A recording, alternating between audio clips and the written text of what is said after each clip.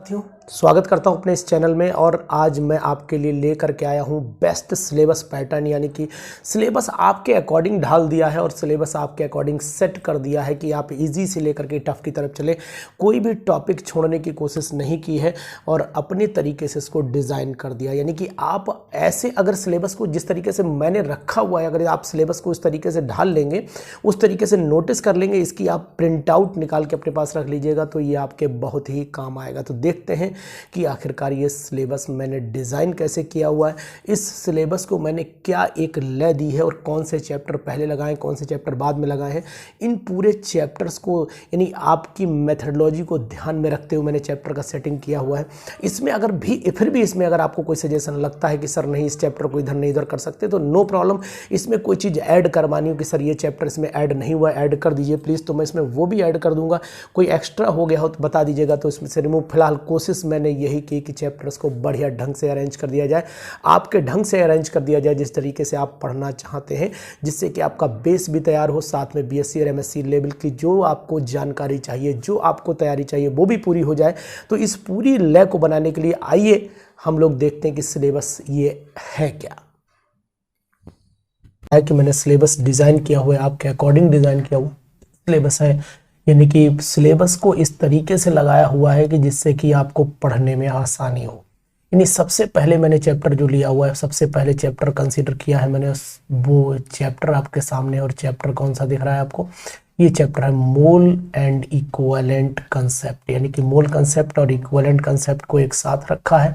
इसमें दोनों चीज़ों को डिस्कशन में लाऊंगा। यानी सबसे पहले बिल्कुल हिस्टोरिकल अप्रोच से लेकर के चलेंगे, हिस्टोरिकल अप्रोच से लेकर के आपको ले चलेंगे उस जगह तक जहाँ तक आपको ज़रूरत है। यानी कि सबसे पहले हम लोग हिस्टोरिकल अप्रोच से शुरुआत करेंगे इस चैप्टर की, और शुरुआत करने के बाद जो है वो लास्ट में लिमिटिंग रिएजेंट और जितने भी मोल कंसेप्ट, मॉलिक्यूलर फार्मूला, ये जितनी भी चीज़ें हैं ये सब आपके सामने इस चैप्टर में डिस्कशन होगी। यानी कि यहाँ पर कोई समझौता नहीं कि सबसे पहले मोल और इक्विवेलेंट कंसेप्ट, ये हमारे साथियों के द्वारा ही दिया गया सजेशन है। इस सब चैप्टर को बिल्कुल सिलेबस को चैप्टर वाइज लगा दी तो आपका मुझे जो आइडिया लगा बहुत ही बेटर लगा कि नहीं, सिलेबस को बिल्कुल ढाल दें इस हिसाब से कि देखिए मैंने फिर स्ट्रक्चर ऑफ एटम को लिया और स्ट्रक्चर ऑफ एटम में मॉडर्न क्लासिकल दोनों concept, de Broglie equation, classification. यानी कि अगर इसमें जैसे कि अब आप ये ना सोचिएगा श्रोडिंगर वेव इक्वेशन इसमें नहीं दे रखी है, तो श्रोडिंगर वेव इक्वेशन यानी कि जब हम पूरा चैप्टर डिस्कशन करेंगे तो जैसे कि मान लो यहाँ तो मैंने लिख दिया श्रोडिंगर वेव इक्वेशन, मान लीजिए कोई टॉपिक मैंने एक जनरल बात बोली कि नहीं दिया हुआ, तो इसमें होगा स्ट्रक्चर ऑफ एटम से अगर रिलेटेड चैप्टर टॉपिक है तो इसमें दिया जाएगा। इसके बाद मैंने लिया है chemical bonding and molecular structure.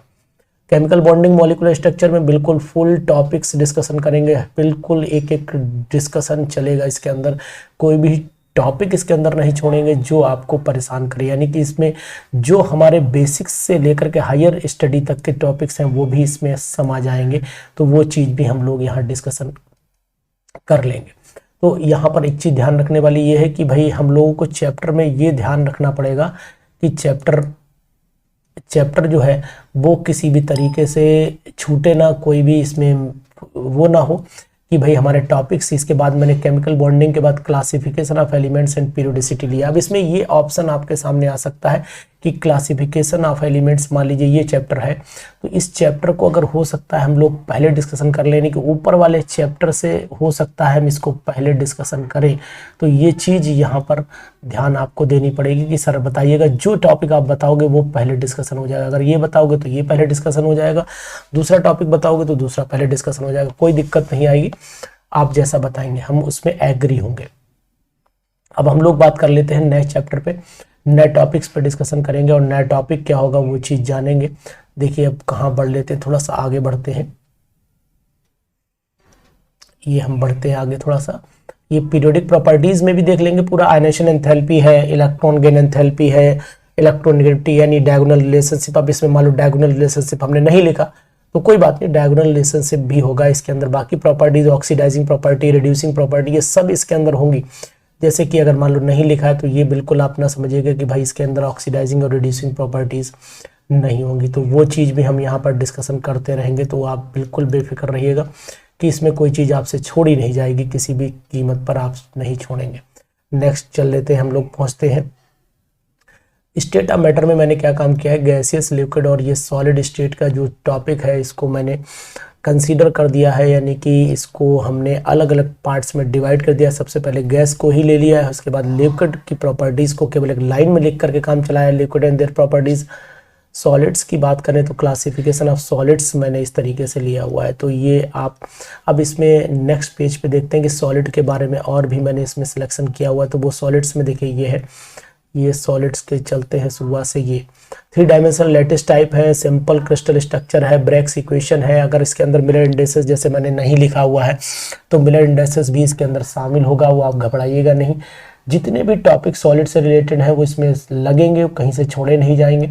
इसके बाद इक्विलिब्रियम की बात करें तो यहाँ रिवर्सिबल रिएक्शन से लेकर के मैंने पूरी पीडीएफ ये तैयार कर दी है। रिवर्सिबल रिएक्शंस है, क्राइटेरिया ऑफ इक्विलिब्रियम है, लॉ ऑफ मास एक्शन है, लीच-टेलर प्रिंसिपल है, ओस्टवाल्ड डिल्यूशन लॉ है, एसिड बेस कंसेप्ट है। ये पूरा इस तरीके से डिजाइन किया गया। अब देखिए अब आपका सिलेबस बेसिक्स भी चल रहा है, यानी कि कहने का तात्पर्य कि 11th 12th भी पढ़ लेंगे और साथ में एमएससी तक भी पहुंचा दूंगा। देखिए सॉल्यूशन आ गया, मैंने सॉल्यूशन 12th क्लास का उठाया हुआ है।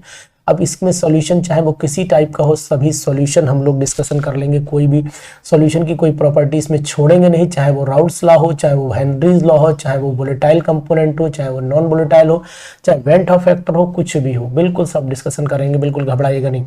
रिडॉक्स रिएक्शन और इलेक्ट्रोकेमिस्ट्री की देखें तो बिल्कुल देखिए मैंने ऑक्सीडेशन रिडक्शन सब इसमें कंसिडरेशन कर दिया। रिडॉक्स और इलेक्ट्रो दोनों एक ही साथ मर्ज कर दिए हैं, कोई दिक्कत नहीं। तो रिडॉक्स रिएक्शन में है, इसके एप्लीकेशन है, oxidation number, strong weak electrolyte, ये सब एक एक वीडियो आप तक पहुंचाएंगे। बिल्कुल इस पूरे चैनल पर आपको पीजीटी का वो पैटर्न, वो सिलेबस और वो क्वालिटी देंगे जिससे आपकी तैयारी बढ़िया हो सके। तो आप केमिकल काइनेटिक्स पे आ जाइए। केमिकल काइनेटिक्स में क्या है कि थ्योरीज ऑफ रिएक्शंस, रेट की क्या है, इसमें अपना फास्ट रिएक्शन है, स्लो रिएक्शन है, एनर्जी ट्रांसफर है और आपका आर्हेनियस कंसेप्ट है। जैसे मैंने नहीं लिखा आर्हेनियस कंसेप्ट, तो भाई आर्हेनियस कंसेप्ट तो पढ़ाना ही पड़ेगा। इसमें ऑर्डर ऑफ रिएक्शन है, मॉलिक्यूलरिटी है, ये सब चीज़ें इसमें डिस्कशन करेंगे। मैंने मेन टॉपिक्स जो जरूरत थे वो मैंने यहाँ लिख दिया है। थ्योरीज ऑफ रिएक्शन रेट, अब भाई आर्हेनियस थ्योरीज में आई जाएगी, है ना, कोलिजन थ्योरीज में आई जाएगी। इसी तरीके से थर्मोडायनेमिक्स और थर्मोकेमिस्ट्री में चली जाएगी। मॉलिकुलर थर्मोडायनेमिक्स लिख दिया तो मतलब मॉलिकुलर थर्मोडायनेमिक्स पढ़ाएंगे। मैक्रो मॉलिकुलर प्रॉपर्टीज है वो भी आपको देखनी पड़ेंगी सिस्टम में। जब जैसे आपको सिस्टम क्या होता है, सराउंडिंग क्या होती है, बाउंड्री क्या होती है, ट्रांजिशन फेज, फर्स्ट लॉ क्या है, सेकंड लॉ क्या है, थर्ड लॉ क्या है, ये पूरी डिटेल आपके सामने चलेगी इस चैनल के थ्रू। तो अब आप नेक्स्ट देख लीजिएगा। थर्मोडायनेमिक्स के बाद हमने क्या कलेक्शन किया, और थर्मोडायनेमिक्स के बाद वही सब तो हो गया, एंट्रोपी भी इसी में है। अब क्या general principles and process of isolation, मतलब जिसे आप मेटलर्जी के नाम से जानते हैं। तो इसमें एल्युमिनियम, कॉपर, जिंक और आयरन तो मेन है ही, लेकिन इसके साथ साथ हम लोग गोल्ड को भी देखेंगे, इसके साथ साथ हम जिंक को भी, जिंक तो दिया हुआ है, इसके साथ साथ हम लोग जो है लेड को भी देखेंगे। तो ये सब चीज़ ध्यान रखेंगे। मतलब अगर हम लोग ये चैप्टर डिस्कशन करेंगे तो इस चैप्टर की सभी बातें भी आपके से डिस्कशन करेंगे। एस ब्लॉक पे चला जाइए तो एस ब्लॉक में जनरल इंट्रोडक्शन तो देंगे ही देंगे कि इलेक्ट्रॉनिक कन्फिग्रेशन क्या है, करेंस क्या होती है, इसकी प्रॉपर्टीज क्या होती है, ट्रेंड क्या है। अब इसमें कंपाउंड में जैसे सोडियम कार्बोनेट हो गया, सोडियम बाइकार्बोनेट हो गया, तो ये सब कंपाउंड्स भी हम लोग डिस्कशन कर लेंगे कि भाई नहीं ये कंपाउंड भी इंपॉर्टेंट है, इनको पढ़ना जरूरी है। तो अब हम लोग आगे अब बढ़ लेते हैं कि किस तरीके से हम लोगों को आगे चलना है। देखिए अब हमको अगर ये एस ब्लॉक आपने देख लिया, उसकी पीडीएफ आप ले लीजिएगा, ग्रुप में डालूंगा पीडीएफ आप कोई भी यूट्यूब चैनल पर नहीं लगाऊंगा, जितनी भी पीडीएफ डालूंगा सब आपने ग्रुप पर दूंगा, उन्हीं बच्चों तक पहुंचेंगे जो हमसे ग्रुप में जुड़ना चाहते हैं। अब ये मैंने पी ब्लॉक ले लिया। ये पी ब्लॉक में मैंने इलेक्ट्रॉनिक कन्फिग्रेशन, फिजिकल प्रॉपर्टी, मतलब अगर मैं बात करूं तो पी ब्लॉक में 13 से लेकर के 18 तक मैंने फुल यहाँ पर कंसेप्ट ले लिया है, कोई दिक्कत नहीं होगी। डी ब्लॉक में चले आइए। तो डी ब्लॉक का मतलब क्या है कि डी और एफ ब्लॉक में पूरा K2 से R2 7 की प्रॉपर्टीज तक, लेंथेनॉइड एक्टिनॉइड्स की जो आपकी कंपैरेटिव स्टडी है उसको भी मैं डिस्कशन करूंगा, और कोऑर्डिनेशन कंपाउंड्स और ऑर्गेनोमेटेलिक कंपाउंड्स क्या है, इनको है ना, इनकी थ्योरीज क्या है, इसको भी डिस्कशन करूंगा। तो आप पूरी वीडियो को बिल्कुल ध्यान से देखते रहिए। आपको एक एक टॉपिक के बारे में मैं बताता चल रहा हूँ, लाइन से बताता चल रहा हूँ। बिल्कुल आप सिलेबस की जब जानकारी रख लेंगे आपको जरूर पता लग जाएगा कि हमारी स्ट्रेटजी है क्या, है ना। IUPAC नॉमेनक्लेचर कोऑर्डिनेशन कंपाउंड का क्या होता है, इसमें आपने थ्योरीज हैं, 2 थ्योरी है, एक BBT है और एक आपकी लिगेंड फील्ड थ्योरी, जिसे आप लोग जो है क्रिस्टल फील्ड थ्योरी के नाम से भी जानते हैं, वो भी इसी के अंदर है। तो ऑर्गेनोमेटेलिक कंपाउंड्स, और जैसे ऑर्गेनोमेटेलिक्स तो ऊपर था ही, लेकिन सेपरेट कर लिया है इसे। यहाँ पर ग्रिग्नार्ड एजेंट को ज़्यादा फोकस करेंगे, लिथियम के कंपाउंड को भी फोकस करेंगे, उनकी प्रॉपर्टीज़ भी देखेंगे, मेटल कार्बोनल्स क्या है, उनकी प्रोपरेशन प्रॉपर्टीज़ क्या है, इनको भी देखेंगे। अब हम लोग ऑर्गेनिक केमिस्ट्री की तरफ बढ़ लेते हैं। अब भाइयों, अगर इसमें कोई चैप्टर तुम्हें लगता हो कि सर ने ऐड नहीं किया तो बताइएगा जरूर कि सर ये आप ऐड कर लीजिए, तो मैं ऐड कर दूंगा, कोई दिक्कत नहीं है। ऑर्गेनिक केमिस्ट्री में चले जाइए तो some basic concept of chemistry की बात कर ले तो सम बेसिक कंसेप्ट में तो आपको पता ही है पूरा मतलब बिल्कुल क्लासिफिकेशन से लेकर नॉमेनक्लेचर सब आ जाएगा। आइसोमेरिज्म मैंने अलग बिल्कुल कर ही दिया है, बेयर स्ट्रेंथ थ्योरी है, और आपकी जो कन्फर्मेशंस है और कन्फर्मेशनल आइसोमेरिज्म है इसको भी मैंने सेपरेट कर दिया। मैकेनिज्म ऑफ रिएक्शन है, इसको भी मैंने सेपरेट कर दिया है ना। तो ये सब पूरे टॉपिक ऑर्गेनिक केमिस्ट्री के ही है। और इसके बाद मेथड्स ऑफ प्यूरिफिकेशन है इसी का, लेकिन मैंने सेपरेशन में डाल दिया है इसे, जिससे कि आपको पढ़ने में, टॉपिक अगर सेपरेट हो जाएंगे तो पढ़ने में कितना मजा आएगा ये तो आप जान ही रहे हैं। देखिए स्टडी को क्या होता है, स्टडी दुनिया करती है, तरीके लोग सब अपनाते हैं, लेकिन दुनिया में सफलता उसी को मिलती है जो लोग तरीकों को नए तरीकों से अप्लाई कर देते हैं। तो इस तरीके से ध्यान रखना है आपको। क्लासिफिकेशन और जनरल प्रॉपर्टीज ऑफ हाइड्रोकार्बन में जैसे एल्केन्स हो गए, एल्कीन हो गए, एल्काइन हो गए, तो इसमें है ना एल्कलाइड आपका एल्कल्डाइंस हो गए, तो एल्कलाइडाइंस हो गए, और आपका साइक्लोएल्केन्स भी मैंने इसी में समेट दिया है। तो इन सबको मैंने एक साथ इसलिए रखा है क्योंकि आपको पढ़ने में आसानी रहे, और कोई बात नहीं है। यानी कि मर्जिंग ज़्यादा नहीं की है, देख रहे हैं आप, सब सेपरेट कर रखे हैं बिल्कुल टॉपिक। ये आपको नहीं मिलेगा, ये सिलेबस मैंने पर्टिकुलर बनाया है और इसीलिए कि आपको पढ़ने में आसानी। आप नेट पे चेक कर लीजिएगा, ये सिलेबस आपको बिल्कुल अलग अलग तरीक़ों से मिलेगा, है ना। मैंने एरोमेटिक हाइड्रोकार्बन्स को बिल्कुल अलग कर दिया, देखें स्ट्रक्चर बेंजीन का अलग कर दिया, इनकी प्रॉपर्टीज। अब जब हम लोग एरोमेटिक हाइड्रोकार्बन पढ़ेंगे तो nitrobenzene, chlorobenzene, benzene sulphonic acid, benzaldehyde, acetyl benzaldehyde, इस तरीके सब कंपाउंड, एनिलीन है, BDC, सब इसी में पढ़ डालेंगे। हेलो एल्केन, हेलो एरीन्स को अगर देखें तो मैंने यहाँ बिल्कुल अलग कर दिया। Halo alkane, hello arene mechanism, SN1 SN2 के ऊपर भी डिस्कशन करेंगे, यहाँ भी करेंगे। सेट जब रूल क्या होता है, E1 E2 मैकेनिज्म क्या है, यहीं पर देखेंगे। प्रिपरेशन प्रॉपर्टीज जो पॉली हेलोजन कंपाउंड्स हैं उनकी भी हम लोग यहाँ डिस्कशन कर लेंगे, जैसे DDT हो गया आपका, CCl4 हो गया, क्लोरोफॉर्म हो गया, इनकी प्रॉपर्टीज है ना। तो बेस्ट्रोसोल हो गया। उसके बाद एल्कोहल्स, फिनॉल्स, ईथर, वो आप जान ही रहे कि एल्कोहल्स, फिनॉल। अब यहाँ पर एक चीज़ मैं आपको बता दूं, इसमें मैंने ग्लिसरॉल नहीं लिखा है और ग्लाइकॉल नहीं लिखा है, तो एल्कोहल्स इसमें ग्लिसरॉल ग्लाइकॉल आपको पढ़ाऊंगा, है ना, ठीक है। एल्डिहाइड्स, कीटोन्स, कार्बोक्सिलिक, मतलब कुछ टॉपिक्स जो मुझे पता है ऑलरेडी मैंने नहीं लिखे हैं, क्योंकि कारण क्या है कि अगर आपको हिंट मिल रहा है अल्कोहल है तो फिर अल्कोहल डिस्कशन करेंगे, चाहे वो ट्राई हो चाहे वो डाई हो, कोई दिक्कत नहीं। एल्डिहाइड्स, कीटोन्स, कार्बोक्सिलिक एसिड में यहाँ चलेंगे तो अब जैसे मैंने थैलिक एसिड नहीं लिया है, टैरिथेलिक एसिड नहीं लिखा है ना, तो जो डाई कार्बोक्सिलिक एसिड है वो मैंने नहीं लिखे हुए हैं, तो वो भी मैं डिस्कशन यहाँ पर करूंगा, कोई दिक्कत नहीं। अगर हम लोग कार्बोक्सिलिक एसिड जैसे एस्टर है, मैंने मेलोनिक एस्टर है, एसिटोएस्टिक एस्टर है, तो वो भी मैंने नहीं लिखा हुआ, तो वो भी मैं यहाँ पर डिस्कशन करूंगा। अब आप ये बिल्कुल ना समझिएगा कि साहब लिखा नहीं तो डिस्कशन नहीं हो, मतलब कार्बोक्सिलिक एसिड है तो फिर पूरी बात होगी। एमीन्स की जब चलेंगे तो एमीन्स की पूरी बात होगी, कोई भी बात इसमें एमीन्स की छूटेगी नहीं, चाहे वो एरोमेटिक की हो चाहे एलिफेटिक की हो। पॉलीमर्स में चलेंगे तो A to Z चलेंगे, पहले क्लासिफिकेशन से लेकर के उसका इंटरमोलिकुलर फोर्सेस का क्लासिफिकेशन, सब पूरे क्लासिफिकेशन से लेकर के एंड तक PHBB बायोडिग्रेडेबल पॉलीमर्स तक जाएंगे, और बायोमोलिक्यूल में अगर पहुंचेंगे तो क्लासिफिकेशन है कार्बोहाइड्रेट्स का, पूरे जितने स्ट्रक्चर हैं, चाहे वो ग्लूकोज के हो, चाहे माल्टोज के हो, चाहे लैक्टोज के हो, चाहे गलैक्टोज के हो, चाहे सेलुलोज के, सभी के स्ट्रक्चर के साथ में जो इम्पोर्टेंट टर्म है उनको भी हम लोग डिस्कशन आपके साथ में करेंगे।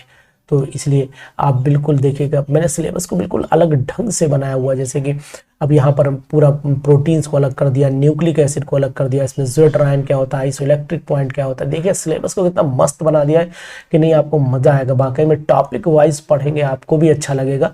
और जैसे अब मैंने यहाँ पर हेट्रोसाइक्लिक कंपाउंड में शॉर्टकट में लिख दिया 5 membered heterocyclic compounds and their properties ले लिए हैं, यहाँ पर 6 मेंबर्ड हेट्रोसाइक्लिक कंपाउंड ले, हेट्रोसाइक्लिक कंपाउंड कंटेनिंग लिखा हुआ है, कंटेनिंग 1 हेट्रोएटम और कंटेनिंग मोर देन 1 हेट्रोएटम। तो इस तरीके से ये पूरा हेट्रोसाइक्लिक कंपाउंड की प्रॉपर्टीज, टेस्ट, केमिकल टेस्ट, ये सब पूरे तैयार हो जाएंगे। Preparation, properties and uses of naphthalene, anthracene, phenanthrene, यानी पॉलीन्यूक्लियर हाइड्रोकार्बन्स भी मैंने इस पे कंसिडरेशन ले लिया है। स्पेक्ट्रोस्कोपी में मेनली जो मुझे पता था कि IR, रमन और UV और NMR तीनों को डिस्कशन करेंगे, इनके प्रिंसिपल्स, इनके एप्लीकेशंस, इनका इंट्रोडक्शन। ड्रग्स, डाइज और मेडिसिन में अगर हम चलते हैं तो पता ही है कि ड्रग्स की मेटाबॉलिज्म क्या होती है, क्लासिफिकेशन क्या है, पूरे मतलब कहाँ से कहाँ तक डिओड्रेंट्स हो गया, एडिबल कलर्स हो गए, एंटीऑक्सीडेंट्स हो गए, मतलब जितनी भी चीज़ें हैं, tranquilliser, anti fertility drugs, antibiotics, ये सब जिन पे क्वेश्चंस आने के चांस है, ड्रग्स और डाइज। अब यहाँ पर डाइज की बात जो है वो नहीं लिखी है मैंने, तो ये बाई चांस है कि डाइज नहीं लिखा, लेकिन हाँ डाइज इसमें है, तो डाइज हम लोग पढ़ेंगे। डाइज मैंने शायद नहीं नोट की है, लेकिन बढ़ा दूंगा जब आपको पीडीएफ मिलेगी तो डाइज बढ़ी हुई मिलेंगी, आप घबराइएगा बिल्कुल भी नहीं। तो ये मैंने सिलेबस कुछ लिया हुआ है, और इसमें यहाँ पर इन्वायरमेंटल केमिस्ट्री में जाइए तो थोड़ी बहुत जो चीज़ें जरूरत पड़ जाती हैं वो भी। अब इसके बाद मैं यहाँ पर डाइज ऐड कर दूंगा, क्योंकि इसमें डाई ऐड नहीं है तो डाइज भी ऐड नहीं है। बाकी बाई चांस कोई टॉपिक ऐसा लग रहा हो कि आपको सर जैसे टर्पिनोइड्स है, स्टीरॉइड्स है, ये सब मैं डिस्कशन करूंगा, तो जब हम लोग ये टॉपिक डिस्कशन करेंगे, इससे पहले वाला जो मैंने पेज था वो मैं डिस्कशन करूंगा, तो मैं आपको बताऊंगा कि जैसे यहाँ पर आएंगे तो यहीं पर हम लोग डिस्कशन कर लेंगे कि जो विटामिन क्या होते हैं। ये विटामिन जो होते हैं वो न्यूक्लिक एसिड, यानी विटामिन को अगर हम देखें तो बायोमोलिक्यूल में मैंने यहाँ पर जोड़ भी दिया हुआ है ना। हार्मोन्स और नॉन स्टेरॉइड्स मैंने यहाँ पर जोड़ दिए हैं। तो इन्हीं कुछ टर्म है जो अलग से सेपरेट मुझे जोड़ने चाहिए थे, जैसे डाइज नहीं जुड़ा है तो डाइज मैं इसमें जोड़ दूंगा। तो आप लोग प्लीज़ इस वीडियो को देखिए, और इसमें लगे कि सिलेबस में सर जो एडिशन करना है मुझे बता दीजिएगा, मैं इसमें ऐड कर दूंगा। मेरा chemistry classes, aroma chemistry classes के नाम से जो है मैं इस प्लेटफॉर्म को चला रहा हूँ, और online platform of PGT chemistry classes में है, और YouTube channel online chemistry classes है, और आपका टेलीग्राम ग्रुप में आपने देखा होगा रसायन पाठशाला लिखा हुआ है, और मोबाइल नंबर जो है 9473702711 है। तो इस पे जाकर के ग्रुप पे जुड़ जाइएगा, रसायन पाठशाला के ग्रुप में। अगर रसायन पाठशाला के ग्रुप पे जुड़ते हैं तो आपको पूरी नोटिफिकेशंस, पूरे सब चीज़ें मिलती रहेंगी, और ये ग्रुप में जुड़ने से आपको सबसे बड़ा फ़ायदा होगा कि आपकी फुल ईयर प्रिपरेशन चलेगी। Thank you, good day.